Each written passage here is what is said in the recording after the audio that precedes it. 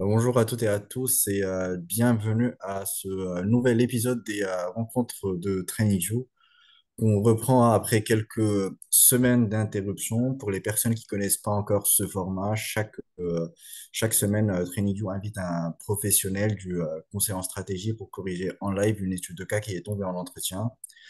Et pour cet épisode-là, nous avons avec nous Elias Amadash qui est ex-consultant chez Mars Co. Merci beaucoup, Elias, d'avoir accepté ce webinaire. Merci à vous.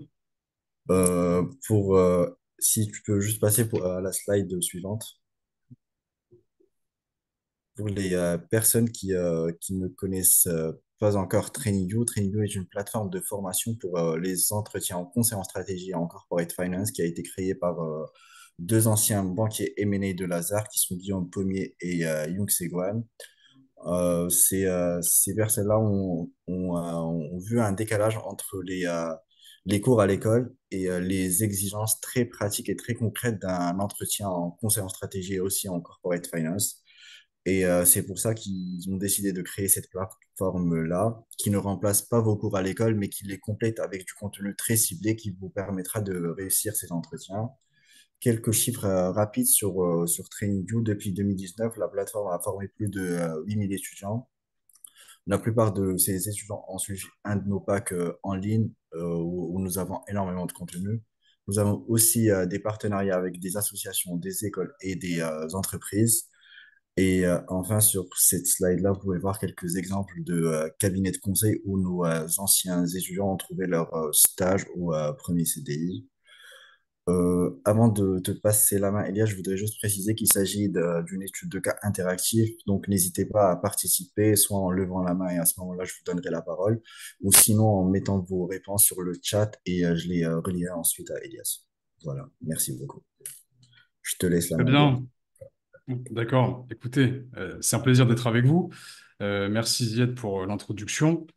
Me concernant, je m'appelle Elias, donc j'ai étudié à l'ESCP et j'ai travaillé en conseil en stratégie chez Mars Co.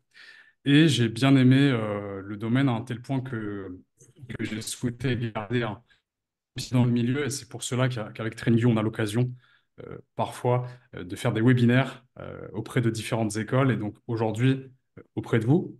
Donc je vous propose, sans plus attendre, une étude de cas interactive intitulée Téléportation. Donc Zied, pour clarifier, tu mentionnes l'introduction et moi je fais évidemment le consultant qui répond. Ou ouais, Ok. ouais. Euh, Est-ce que je, je me fais passer pour le consultant ou ça sera toi le consultant dans ce cas-là? Ou, Ok, bah, ce qu'on peut faire, c'est simplement que je déroule le cas, c'est peut-être plus simple. ça Ok, marche. très bien. Ok. Donc, je vous prie de vous munir voilà, d'une feuille et d'un stylo hein, afin de pouvoir réfléchir pendant l'étude de cas avec nous. Donc, c'est parti. Donc, notre client est un inventeur. Il a recherché toute sa vie euh, la mise au point d'une invention révolutionnaire. Et il a par accident créé une machine à téléportation. Vous êtes mandaté pour pricer son invention.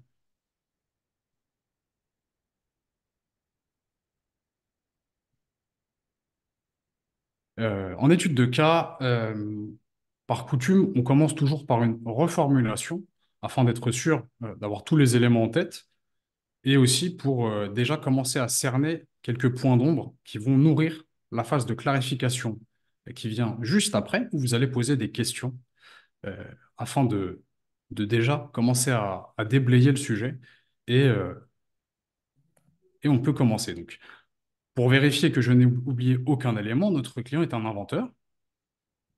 Il a toujours cherché à inventer des produits disruptifs. Il souhaite de l'aide aujourd'hui pour pricer sa machine à téléportation, mise au point par hasard.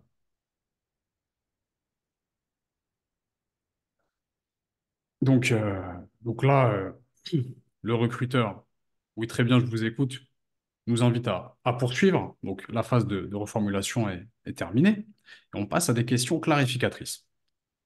Donc, on commence souvent par l'objectif euh, qui va en fait éclairer toute l'étude de cas. Puisque finalement le consultant a pour client l'entreprise. Cette entreprise souhaite résoudre un problème Et donc, commencer par l'objectif, c'est déjà savoir où l'on souhaite aller, sachant que l'objectif est souvent dissimulé lors du prompt. Et donc, il est toujours bon de poser des questions sur l'objectif. Donc, notre client a-t-il un objectif plus précis ou d'autres objectifs? Donc, il n'y en a aucun. Donc là, c'est un cas qui est assez exotique en la matière.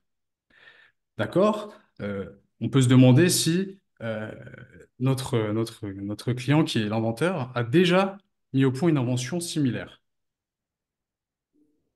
Non, jamais. Donc, on n'a pas cette information non plus. Donc, pour l'instant, nous avons peu de prises et on sent qu'à chaque question, le recruteur botte en touche. Et en fait, on commence déjà euh, à avoir l'image d'une étude de cas qui va plutôt être drivée par le candidat, qui va devoir être force de proposition, puisque le recruteur semble assez distant et laisse le drive au candidat. Donc, existe-t-il des concurrents directs de machines similaires ici? Nous sommes dans une étude de cas qui a la forme d'une simulation avec une machine à téléportation. Et donc, on peut être en droit de demander s'il y a dans cette simulation d'autres machines similaires, d'autres informations, voilà. Puisque nous ne savons pas vraiment euh, le cadre du sujet pour l'instant. Donc, nous ne disposons pas de ces informations, encore une fois. Et donc là, on pose une question sur le scope de l'étude de cas pour le cadrer. Connaissons-nous les streams de revenus de notre client, le cadrage géographique, les clients ciblés? Là, c'est tout à fait naturel. On a affaire à une question qui révèle un candidat qui cherche à en savoir davantage et donc qui va forcément un peu plus s'éparpiller dans ses questions, mais toujours en étant structuré, en utilisant des terminologies propres au conseil.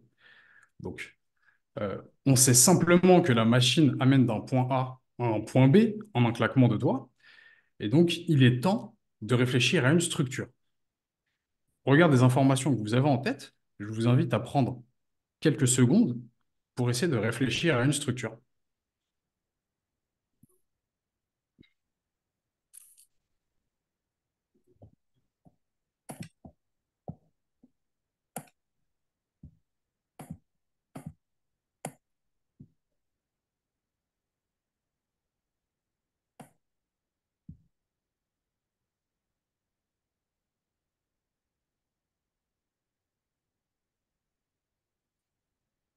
Allez, on passe à la suite.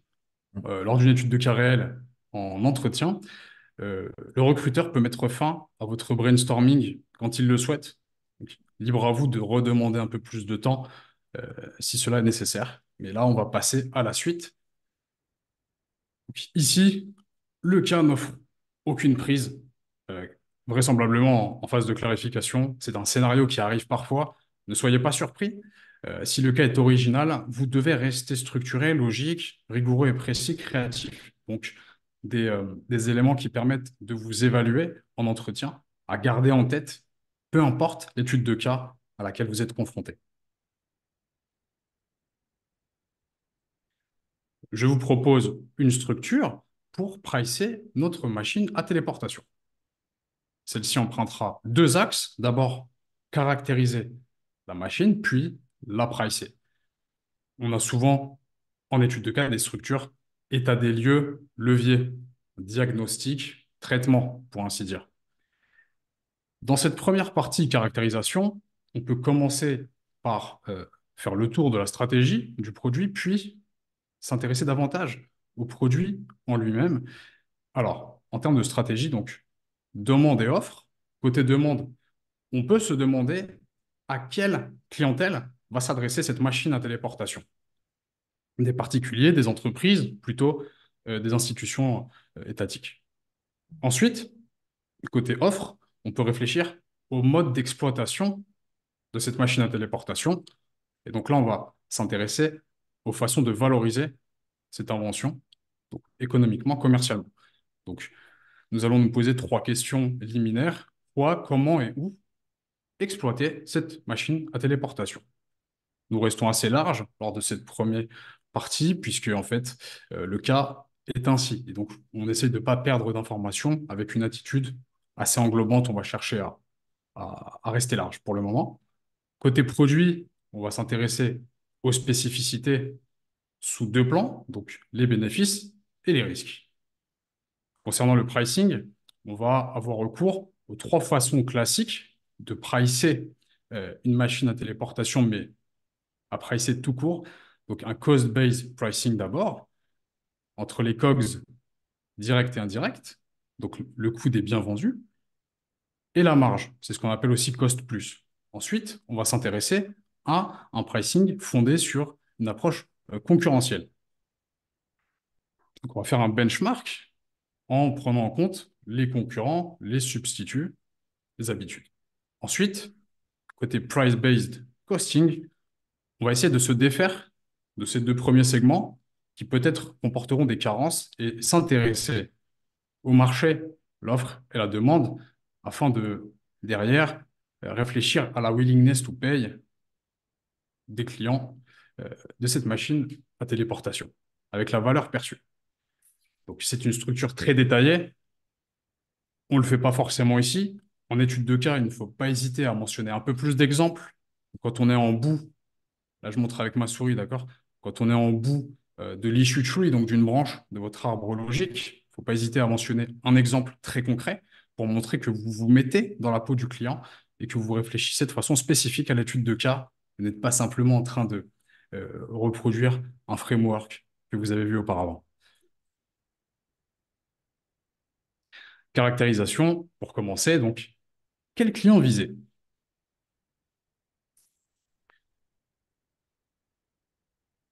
Alors, avant de me lancer dans le cœur du pricing, je tiens à prendre le temps d'établir le périmètre du sujet, en caractérisant tout d'abord notre client final.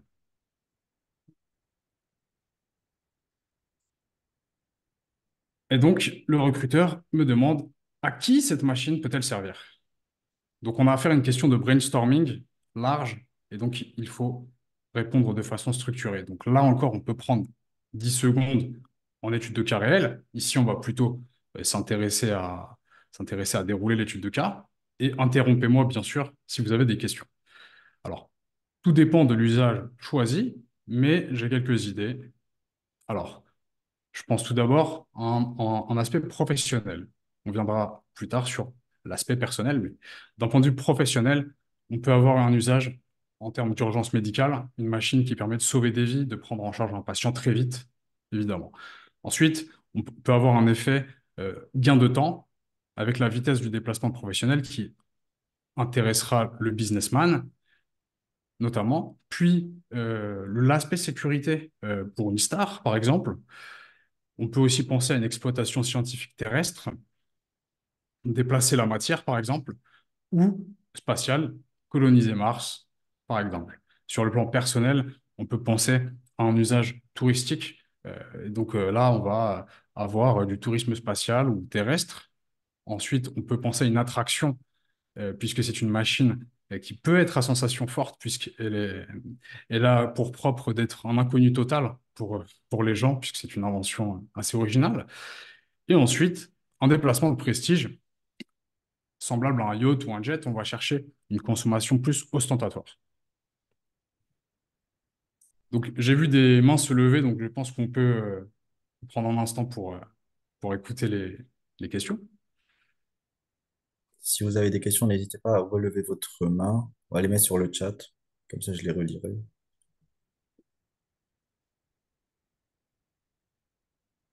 Pas de questions, Zied? Toujours pas pour l'instant. D'accord. Et donc, le recruteur parfois peut demander, vous n'oubliez rien, comme s'il attendait bien sûr un autre axe. Et donc, on peut penser à un usage aussi politique pour garantir, par exemple, la sécurité d'un chef d'État ou transporter des têtes nucléaires. Dans cette réponse, on recroise des idées qu'on a mentionnées précédemment, mais avec une autre grille, celle vraiment d'un ancrage plus politique. Donc, très bien. Euh, et là, peut-être qu'on se limite un petit peu, et donc, le recruteur va vous inviter à prendre un peu de recul sur la structure que vous avez empruntée jusqu'à présent. Donc, J'ai oublié de poser une question. Cette machine suppose un portail de quelle taille? Puisque là, on va avoir une contrainte qui pourra délimiter le champ des possibles avec cette machine à téléportation. Donc, nous n'avons pas de limite en termes de taille. Nous savons seulement que la machine n'a pas de limite géographique. Entendu, donc, nous pourrions aussi transporter des marchandises. euh, et donc, un côté un peu commerce international maritime auquel on n'avait pas forcément pensé avec des conteneurs. Nous allons donc rester sur les humains. Euh, et là, donc, on parlait d'exploitation précédemment lors de la structure. Et donc, allons-y. Pensons à des leviers externes et internes pour valoriser, exploiter cette machine à téléportation. En externe, on peut penser à deux pans distincts, vendre ou louer. Vendre, par exemple, la machine à une institution compétente, en tout cas la plus à même de l'utiliser comme la NASA, ou à un gouvernement avec peut-être derrière un usage scientifique militaire. On peut aussi louer la machine à des GAFA, par exemple. Et sur le plan interne, on peut penser à une exploitation en propre de la machine et opérer, gérer les transports in-house, comme on dit en anglais. Donc, on peut avoir plusieurs façons d'exploiter cette machine. Et là, on apprend qu'on n'a qu'une seule machine. Donc, ce n'est pas un objet qui va être, c'est pas une commodité, voilà. Ce n'est pas quelque chose qui est en quantité abondante, c'est plutôt l'inverse, il n'y en a qu'une. Ça oriente forcément le raisonnement. Euh, Et là, on se demande si notre inventeur a les capacités pour exploiter cette machine à téléportation. A-t-il des connaissances spécifiques au secteur? On sait que c'est un inventeur, mais on ne sait pas vraiment quelles sont ses compétences principales et s'il est vraiment capable d'exploiter ou non cette machine à téléportation. Et donc, on apprend que notre inventeur a des connaissances limitées au seul cadre terrestre. Très bien, donc, allons-y, faisons une hypothèse. En étude de cas, il est toujours bon de faire une hypothèse puisqu'elle permet derrière d'aboutir à des raisonnements qui peuvent être pertinents pour notre client. Un peu comme un scientifique qui va faire des hypothèses, les tester pour trouver la vérité. Donc très bien, euh, faisons l'hypothèse que la machine ne peut pas être répliquée. Ici, en outre, si nous n'avons qu'une seule machine, elle ne supportera pas une demande trop élevée. Je propose donc de cibler des stars ou des PDG très riches. Donc là, on a un business sense clairement affirmé ici, puisque le candidat se met un peu dans la peau du client et se dit qu'en termes d'allocation de ressources, le fait de limiter ce produit à une clientèle restreinte volontairement permet, d'un point de vue opérationnel, de se faciliter la vie, pour ainsi dire. Hypothèse acceptée par le recruteur. Passons au produit. Quels sont ses avantages, ses inconvénients? Donc, maintenant que nous en savons davantage sur le scope du projet, savons-nous exactement quels sont les bénéfices du projet? À votre avis, encore une question de brainstorming, de créativité. Donc, j'en vois quelques-uns. Au niveau de la rapidité, aucun moyen de transport ne semble pouvoir concurrencer. On finit ça et on va prendre la question juste après. Ok, ça marche. En termes de praticité et confort, il est possible de se déplacer avec ses bagages vraisemblablement très facilement, puisqu'on a eu l'information que les êtres humains n'étaient pas les seuls à pouvoir emprunter cette machine. En termes de sécurité, il n'y a pas de risque d'accident ou de vandalisme, vraisemblablement. Enfin, la faisabilité du trajet est accrue. On échappe aux limites naturelles de mer agitée, de rafales de vent, ou humaines de grève, par exemple. On peut peut-être prendre la question. Donc, Ok, du coup, la question, c'est pourquoi la vendre à une seule personne au lieu de la proposer à la location? ok.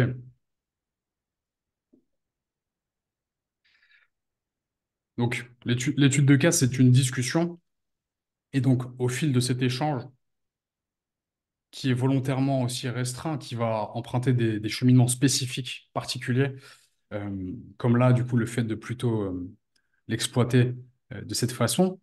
Mais en fait, il y a aussi, voilà, il y a aussi cette idée-là de la vendre directement, de la céder. Mais en fait, ça peut être une façon d'aborder cette étude de cas. Et donc, les études de cas ne sont jamais les mêmes. Et cette même étude de cas, si vous, en entretien, faites face à cette étude de cas, votre ami, qui est dans le process de recrutement, pourra avoir la même étude de cas avec un cheminement complètement différent euh, proposé par le recruteur, ou plutôt, voilà, vous allez être invité sur un autre chemin. Mais du coup, c'est tout à fait recevable de considérer, de céder cette machine à téléportation. Ok. Donc, il y a une deuxième question, je crois. Oui, c'est ça. C'est par rapport à la fabrication, pardon. Pouvons-nous demander la durée de fabrication de la machine? Si le temps de fabrication est court, nous pouvons la vendre à d'autres personnes. Hmm. Donc, si le temps de fabrication est court, on peut peut-être le produire davantage et le vendre à d'autres personnes. Oui, c'est ça. Ça rejoint un peu quelque part la question précédente, c'est-à-dire que c'est une autre façon d'aborder cette étude de cas. Néanmoins, on voit qu'au gré des échanges précédents avec le recruteur, on n'est pas forcément ici invité à considérer la massification de cette machine ou la production, l'industrialisation de cette machine qui est mise au point par hasard, accidentellement. Donc on a le côté un peu retour vers le futur. Voilà, on imagine un inventeur passionné qui a mis au point par accident une invention incroyable.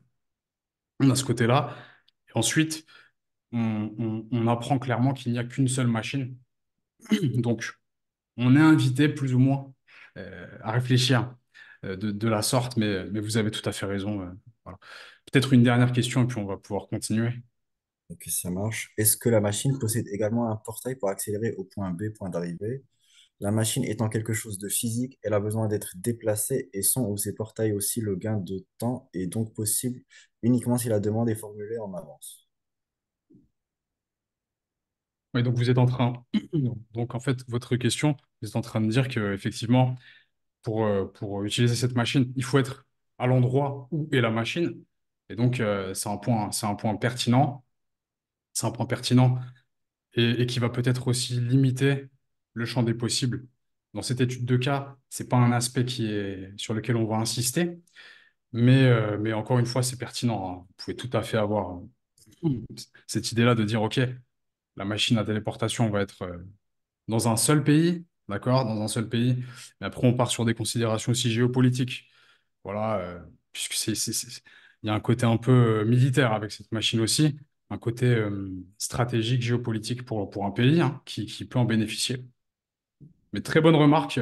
Vous êtes assez créatif là dans vos remarques, donc c'est bien, en étude de cas, de sortir euh, des sentiers battus. Parfait. C'est des bonnes approches à avoir. Donc, on continue. Donc là, une question où le candidat, en fait, aurait pu la mentionner avant, d'accord, en phase de clarification. Est-ce qu'il y a des effets secondaires avec l'usage de cette machine à téléportation? Mais vaut mieux mentionner un peu tardivement quelque chose de pertinent qui a trait au risque de la machine. Et donc, c'est pour une invention ou de l'entrepreneuriat, c'est quelque chose d'essentiel en étude de cas de penser au risque. Et donc là, le candidat parle d'effets secondaires. Donc, un élément pertinent et le recruteur choisi peut piocher dans ce que vous dites pour euh, avoir un focus dans l'étude de cas sur tel et tel aspect, d'accord? Donc là, le recruteur ne souhaite pas qu'on aille sur ce terrain-là. Côté risque, donc, le principal risque serait de perdre l'ownership de cette machine. J'ai fait l'hypothèse de non-réplicabilité, mais avons-nous un brevet pour nous prémunir? Donc là, c'est une étude de cas qui n'est pas forcément ancrée dans un secteur particulier, si ce n'est celui peut-être des transports, mais on voit des questions liées au secteur pharmaceutique. Je sais que quand on prépare ces entretiens de conseil en stratégie, on a toujours ces questions-là sur les secteurs. Donc, sur TrainingView, il y a des fiches secteurs que vous pourrez utiliser pour arriver plus armé aux entretiens. Et donc là, on a des questions pharmaceutiques euh, sur le brevet, qui sont très courants dans des cas pharmacie, sur le brevet, sur des effets secondaires. Pour la simple et bonne raison que le processus d'invention d'un médicament, si j'ose dire, est extrêmement jalonné et puis protocolaire, hein, avec des phases de test. Donc, c'est très intéressant hein, d'avoir ces raisonnements ici qui sont transversaux à plusieurs secteurs. Le breveté viendra sur le tard. Parfait. Donc, essayons de pricer ce produit en situation de monopole, qui est très bien. Alors, donc très bien en synthèse d'étapes. toujours bon à faire, hein. Une fois que vous avez parcouru une distance intellectuelle avec le recruteur, vous avez échangé, il est temps de récapituler pour savoir où nous en sommes. Vous êtes le consultant, le client attend de vous de la valeur ajoutée, et donc il faut savoir à ce moment donné le chemin parcouru, et donc les outputs de vos échanges. Très bien, en synthèse d'étape, nous savons que notre produit est brevetable, sans risque et très performant, mais je souhaite en savoir plus sur les coûts indirects et directs liés à son fonctionnement. On rebondit sur la question liée à la fabrication de cette machine, et donc le candidat ici essaye de s'aventurer sur cet axe-là, donc production, voilà. Donc on rejoint un peu la question posée précédemment. Donc, j'ai cerné quelques coûts sur la chaîne de valeur. On aurait la R&D, qui n'est pas comptée ici, si l'invention est hasardeuse. Donc là, c'est une façon d'utiliser le prompt pour faire un quick win et donc résoudre très rapidement une partie de l'étude de cas. Lorsque vous pouvez le faire, faites-le en entretien et vous aurez avec certitude une forte impression si vous faites ça. Les matériaux et la main-d'œuvre, la maintenance et l'entretien de l'appareil, les droits de douane si le transport est international. Là, on est sur le côté transport, peut-être une forme de carburant utilisé, la TVA. Et donc, très bien, pour notre analyse, nous allons considérer que les coûts sont très négligeables. Donc, c'est une hypothèse qui va favoriser d'autres réflexions sur cette étude de cas que le côté fabrication, usine de la machine.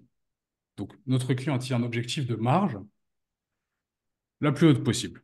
Au début de l'entretien, en s'intéressant à l'objectif, on a découvert que celui-ci restait assez vague. D'accord? Vous pouvez, au fil de l'étude de cas, après avoir accumulé un certain nombre d'informations, réessayer de poser la question sur l'objectif. Peut-être que le recruteur va avoir une réponse un peu différente. N'oubliez pas que c'est un échange. Donc là, on s'aperçoit que c'est un objectif avec la plus haute marge possible. Eh bien, si les coûts sont négligeables, nous pouvons comparer cette invention aux solutions concurrentes existantes et ajouter un premium afin de pouvoir pricer cette machine. Allons-y.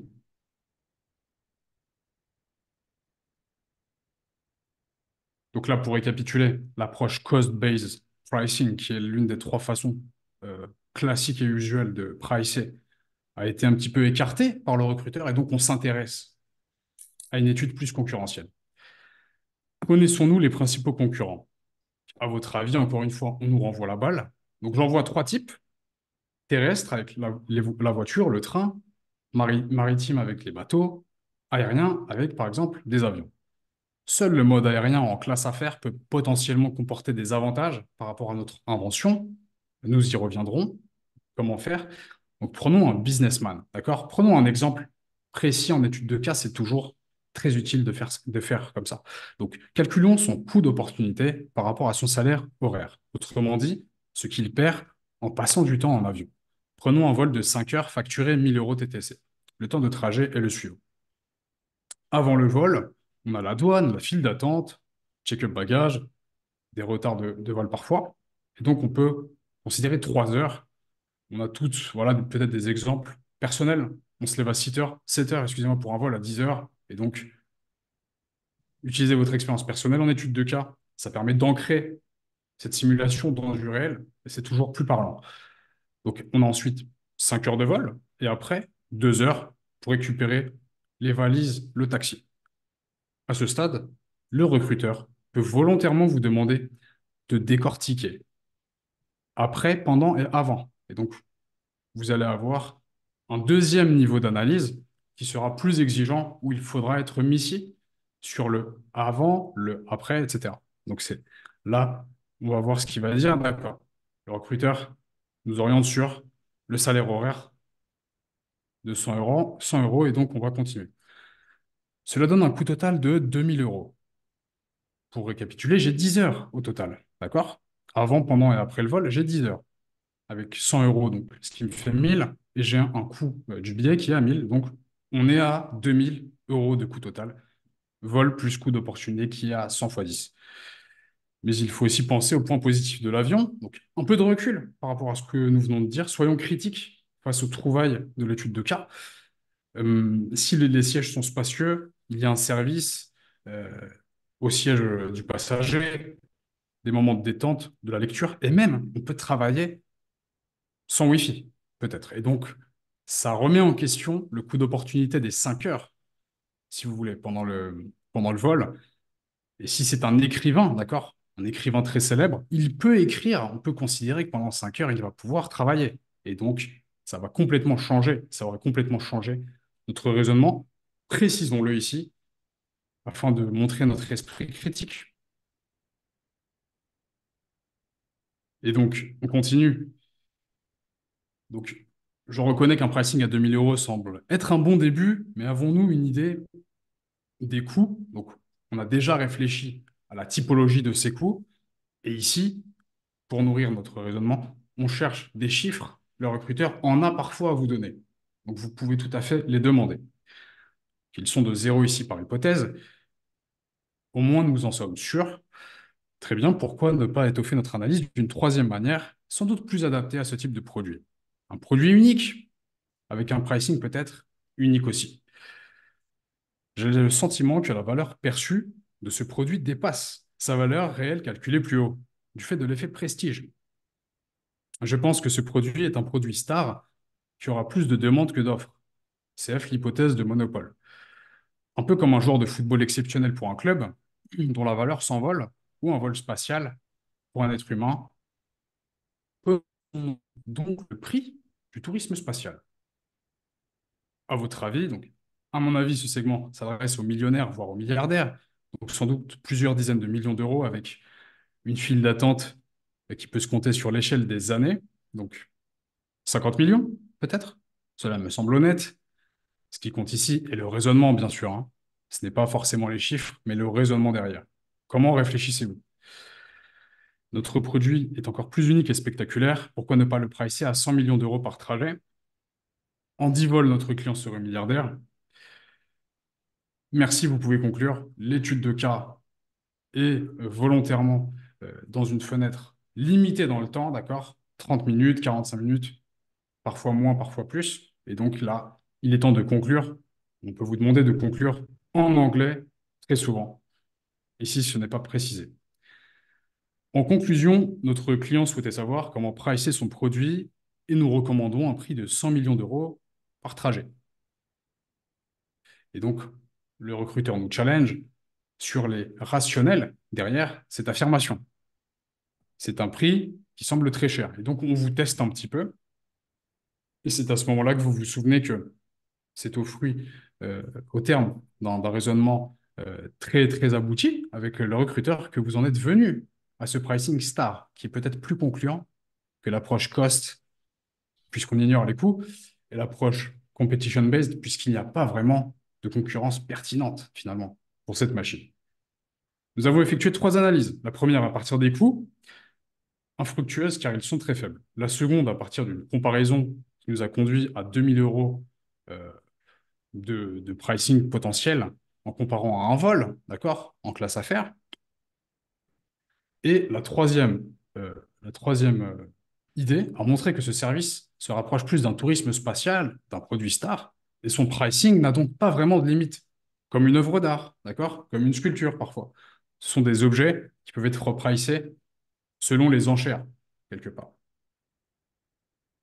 Il faudrait analyser la stratégie à adopter. Ici, on opte pour peu de volume et un prix très élevé pour faciliter l'opération de la machine tout en créant un effet prestige, un produit avec de la rareté. D'accord? Et si nous voulons dégager encore plus de profit, il faudrait dans ce cas songer à peut-être faire franchiser cette invention et à l'offrir à une poignée de pays à l'aide d'un appel d'offres. Ici, on a une réponse assez courte. On a pris le temps de mentionner des éléments très, très business, donc appel d'offres, d'accord, franchisé. C'est toujours bon en étude de cas de montrer que vous avez beaucoup travaillé et que vous connaissez des choses propres au conseil. C'est terminé pour l'étude de cas. Avant de parler des packs, j'aimerais savoir si vous avez des questions et n'hésitez pas à poser des questions sur les entretiens, les études de cas, la démarche à adopter. Toute question est bonne à prendre.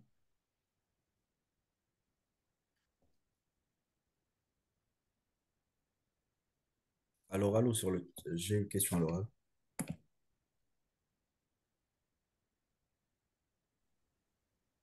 Oui, bonjour. Déjà, merci beaucoup pour cette présentation. C'était hyper clair.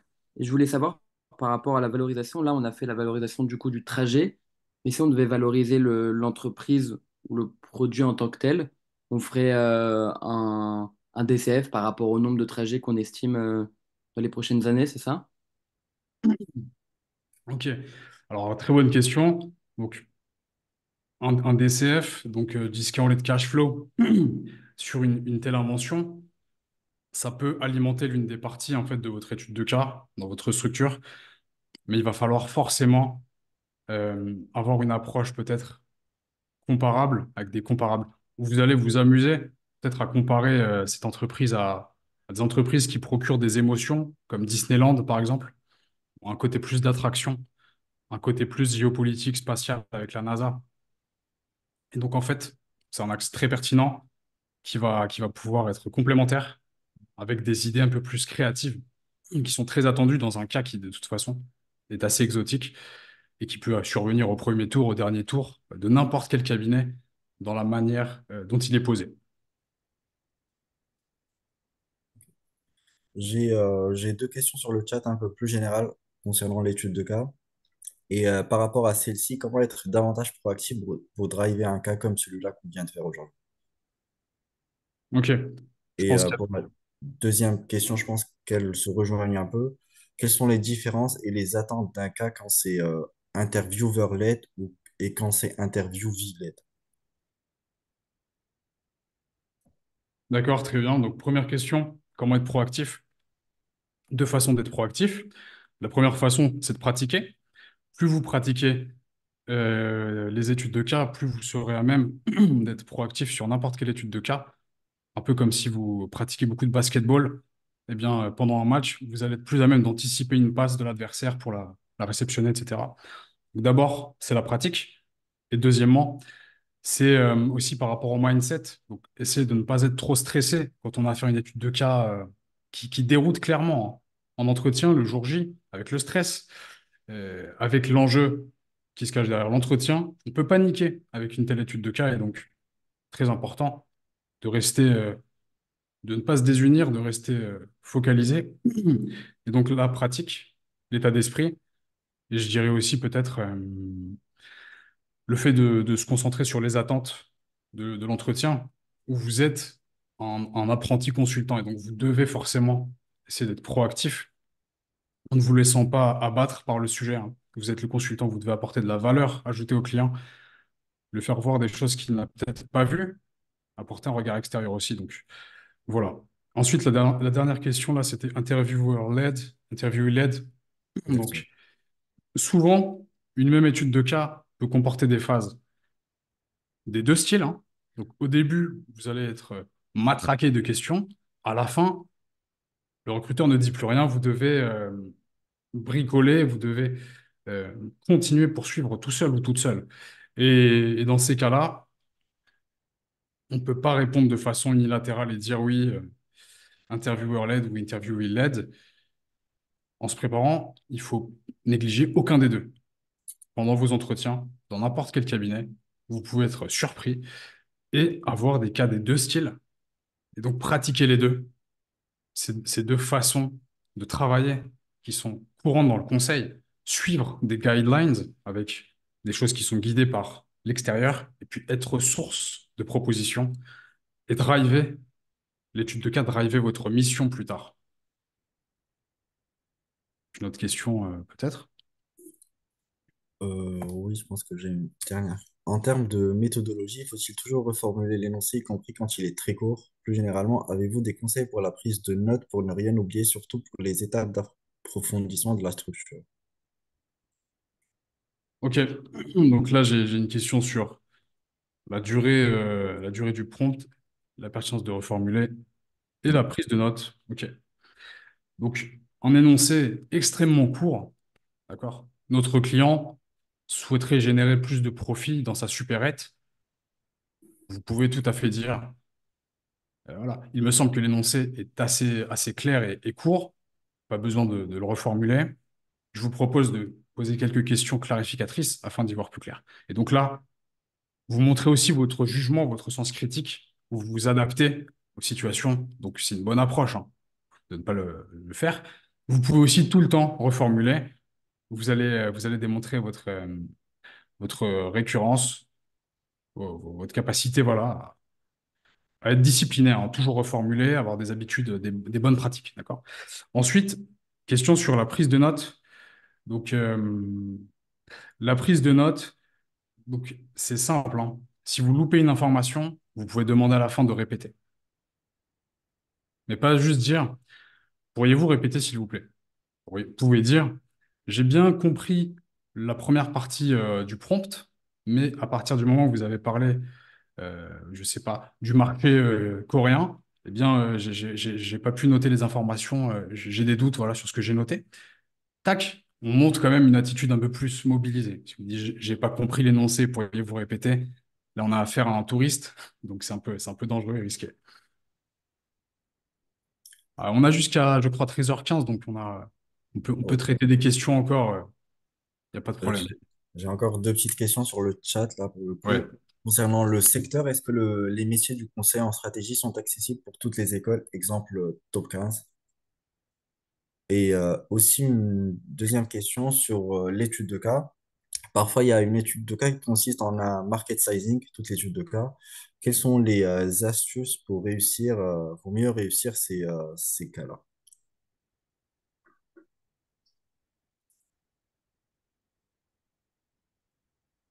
D'accord? Très bien. Donc, première question sur voilà, l'accessibilité, hein, du conseil en stratégie. Si on a fait une école du top 15, donc il y a deux choses. Il y a le métier du conseil et puis il y a le processus de recrutement. Le métier du conseil, il est large. Le conseil en stratégie, c'est essayer de résoudre un problème business à long terme qui comporte des enjeux stratégiques très intellectuels, c'est très cérébral pour votre client. Et donc, toutes les entreprises peuvent avoir besoin de conseils en stratégie. Il y a des cabinets qui vont conseiller des gouvernements, il y a des cabinets qui vont conseiller des startups, d'accord? Donc, le métier est large. Et donc, le processus de recrutement, comment est-ce qu'il peut bien être? Large aussi. Vous avez des entretiens classiques dans des cabinets qu'on pourrait dire du top 3, etc. Des cabinets de pure stratégie comme Marcenco, où je m'emmène travailler, où vous avez des tours d'entretien classiques avec des études de cas qui ne sont pas évidentes, issues de missions réelles parfois. Et donc, euh, le top 15, une école du top 15, en fait, si vous postulez voilà, à un cabinet qui est, comment dirais-je, qui est comme Bain, on pourrait penser que vous n'avez pas vos chances, mais ils ont complètement blindé l'école de provenance de l'élève. Aujourd'hui, on ignore votre école jusqu'au dernier tour, d'accord? Donc, si vous performez lors du test de présélection, vous performez au premier entretien, au deuxième entretien, enfin au premier tour, au deuxième tour, excusez-moi, eh bien au dernier tour, euh, on découvre votre école, mais elle n'a pas biaisé votre performance précédente. Les cabinets ayant besoin de consultants, nombreux consultants, commencent à arrêter, voilà, arrêter cette vision de circuit fermé où j'ai quelques écoles, 5 écoles maximum. Non, tout le monde a ses chances aujourd'hui. Étude de cas market sizing, donc ça c'est la deuxième question. Donc, on a le côté usuel et spécifique. Donc, le côté usuel, c'est qu'une étude de cas de market sizing, quelle qu'elle soit, ça reste une étude de cas. C'est pas parce que c'est une étude de cas market sizing qu'on va oublier tout ce qu'on a appris dans notre démarche pour résoudre une étude de cas, pour craquer une étude de cas. La deuxième partie, c'est l'aspect spécifique. En market sizing, en fait, c'est comme les tables de multiplication pour les mathématiques. C'est votre grammaire, hein, c'est la base. C'est le fait de savoir estimer quelque chose avec peu d'informations. Pourquoi? Parce qu'en mission, on n'a pas toujours toutes les informations. En étude de cas non plus. Le consultant est donc attendu là-dessus. Est-elle capable de remonter aux infos tout seul avec des hypothèses, avec l'échange? Question. J'ai une question par rapport t'en as parlé un peu des tests logiques et mathématiques de présélection pour les cabinets de conseil. Comment faire pour s'entraîner à ces tests-là? Et aussi par rapport à les études de cas qui sont en visio, comment faire pour avoir un bon fit avec son intervieweur? Est-ce que cette barrière de ne pas être en présentiel pourrait créer potentiellement un frein pour le recrutement? J'ai bien compris que la première question était à propos des tests, mais Ouais. je ne suis pas sûr d'avoir tout compris sur la question liée au visio. Ok, bah, Là, je vous montre un peu, là, je vous montre, j'en profite pour vous montrer un peu ce que je disais tout à l'heure. bah, du coup, je la lirai bout à bout parce que c'est une question très ciblée, très On la spécifique. traite après, du coup? Peut-être on la traite après, carrément. Ok, ça marche. Nickel.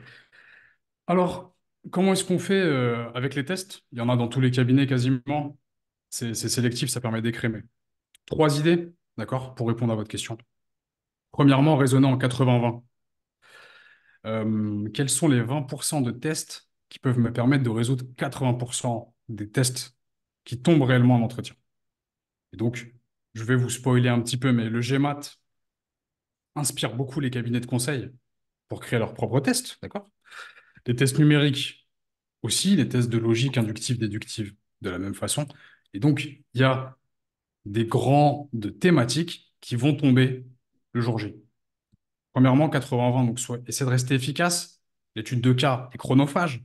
Ne vous perdez pas sur les tests. Essayez de rester efficace là-dessus. Ensuite, il y a le côté spécifique. Certains cabinets, je crois que enfin ouais, SKP, c'est un cabinet qui avant proposait des tests sur Excel. Je ne sais pas s'ils le font toujours, mais en tout cas, il faut savoir rester spécifique. Certains tests sont exclusifs au cabinet. Et enfin, vous avez le côté, vous avez le côté aussi, comment dirais-je, pratique, encore une fois. Donc, il y a des annales sur Internet. Sur TrainingView, il y a des ressources, il y a des méthodes par type de test, par type de cabinet. Donc, allez-y, hein. Générique et spécifique. Donc, allez-y, vous en saurez davantage. Question suivante, du coup. Ok, du coup, la question suivante, c'est des conseils pour les études de cas en visio. Je vise des cabinets en Afrique du Sud, mais j'ai peur que l'aspect visio soit un frein au niveau du fit, mais également pour montrer son framework, par exemple. OK.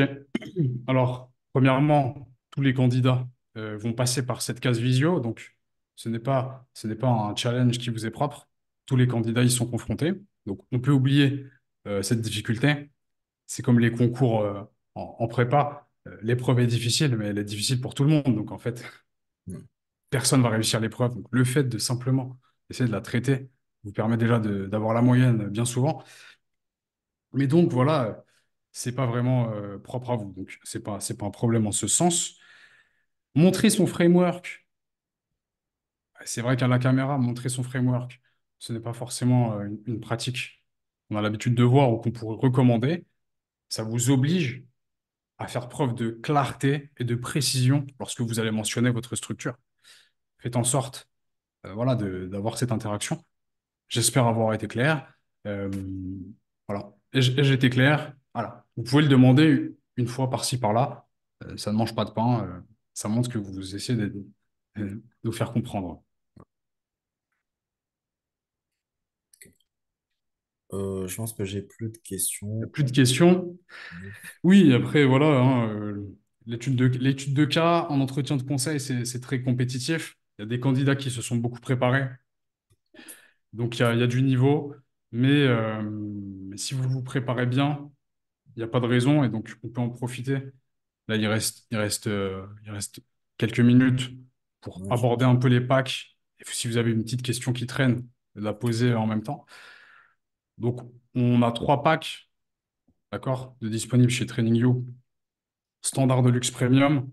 Standard, ça va être un pack de démarrage avec 9 cours fondamentaux et 6 études de cas corrigées fondamentales en vidéo qui permettent déjà d'ancrer sa préparation dans du réel avec des cas qui tombent en entretien, avec des cours essentiels. Ça permet de centraliser les ressources et de se préparer sur TradingView. Ensuite, le pack de luxe, C'est la step au-dessus, d'accord? Vous allez pouvoir vous préparer sur davantage d'études de cas corrigées. Et enfin, le pack premium, qui est celui que je trouve le plus intéressant, parce qu'il y a des fiches secteurs sur 15 secteurs de l'économie, l'agriculture, euh, le transport, les médias, etc., etc., etc. L'énergie, oil and gas, etc. Vous avez des fiches cabinet, sur chaque cabinet, des informations sur les enjeux du cabinet, la culture du cabinet, des missions réalisées par ce cabinet. Et donc, vous allez pouvoir capitaliser là-dessus en entretien et arriver avec plus de connaissances spécifiques, gagner du temps sur votre phase de recherche sur le cabinet, même s'il faut la conserver, hein. N'hésitez pas à compléter les fiches avec vos propres recherches et des podcasts exclusifs conduits par des consultants issus des meilleurs cabinets.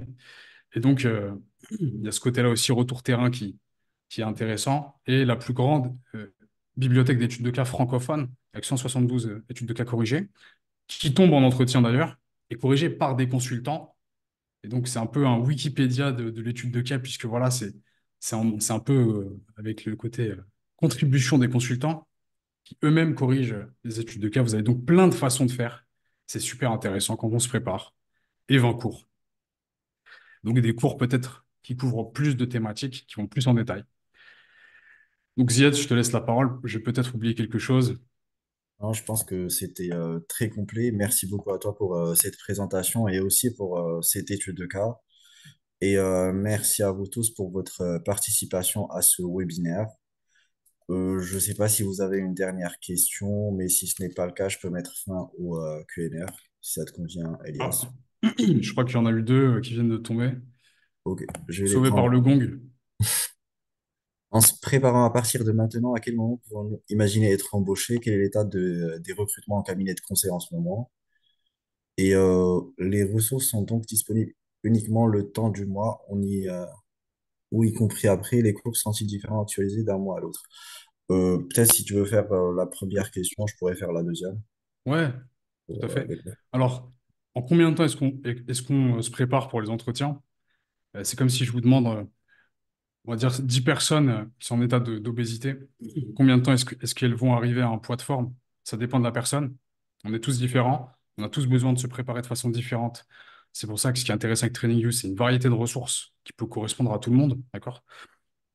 Et donc, on peut considérer 2, 3 mois, on peut considérer un mois, on peut considérer peut-être plus 4, 5 mois aussi parfois. Mais il y a l'incompressibilité du facteur temps qui fait que quelqu'un qui se prépare pendant 4 mois, qui s'y prend en avance, aura forcément un temps d'avance peut-être sur vous, puisque en fait la personne aura fait plus d'études de cas, aura pu voilà, euh, challenger ses idées reçues sur l'étude de cas, éprouver ses méthodes, avoir plus de bibliothèques de cas dans la tête, et donc voilà, un historique plus étoffé, donc être plus préparé.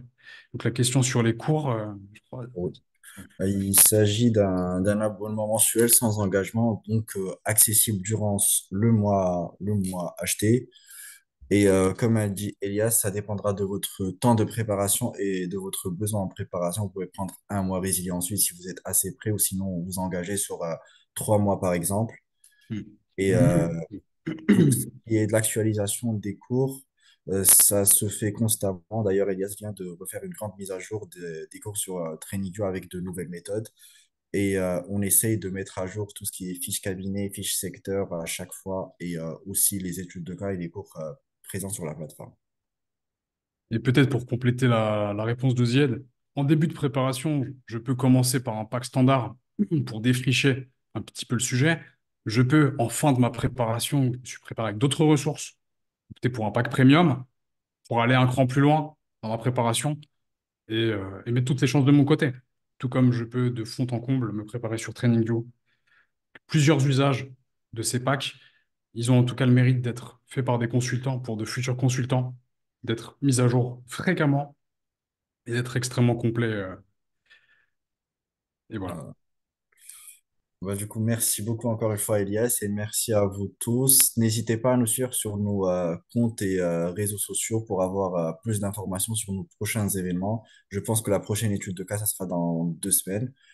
Et voilà, et aussi pour les autres événements qu'on fait en présentiel et aussi à distance. Du coup, je pense, sauf si tu as autre chose à compléter, Elias. Mhm.